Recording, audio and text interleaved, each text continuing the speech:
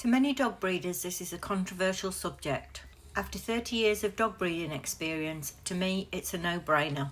Let me explain why I prefer to manage puppy umbilical cords with dental floss rather than leave mum to deal with them. Firstly, it helps prevent abdominal damage. An inexperienced or overzealous mum can easily chew too far and injure the puppy, often without realising. Just search online and you'll see how common and tragic this can be. I'm not willing to take that risk. Secondly, it protects against unwanted blood loss. Even a small amount matters in a neonate. Bleeding also draws the mother's attention to the area, increasing the risk of trauma. And thirdly, it helps prevent infection, either localised in the umbilical stump or tracking up into the abdomen. Protect your pups from the start. Learn to tie off umbilical cords safely and confidently. I'm going to demonstrate the knot technique using paracord first, followed by footage tying a newborn bulldog puppy cord using dental floss. I like to use a surgeon's knot rather than a simple knot, as it adds friction and gives a more secure hold. To start, form a loop and wrap one end of the paracord twice around the other. This is your first throw, which creates tension and grip. Tighten it firmly. Now I'll demonstrate the knot again, this time using a pencil in place of a puppy's cord, so you can see the technique again.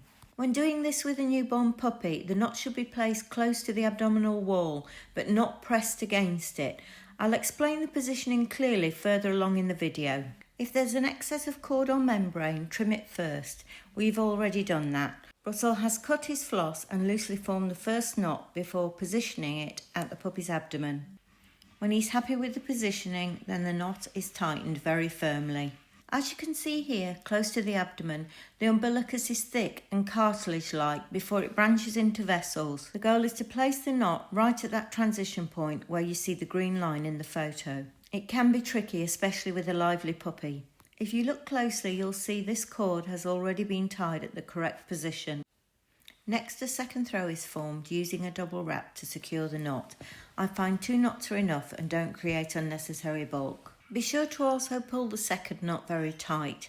There are no nerves in the umbilical cord, so you won't cause pain or distress to a puppy. Once tied, trim the excess cord stump and floss with clean scissors and discard safely. If the ligature falls off or mum licks it off, just apply another one with firmer tension. You can treat the stump twice daily with a safe antiseptic spray until it drops off. If you found this helpful, save it for when you need it and share it to others so they can benefit too.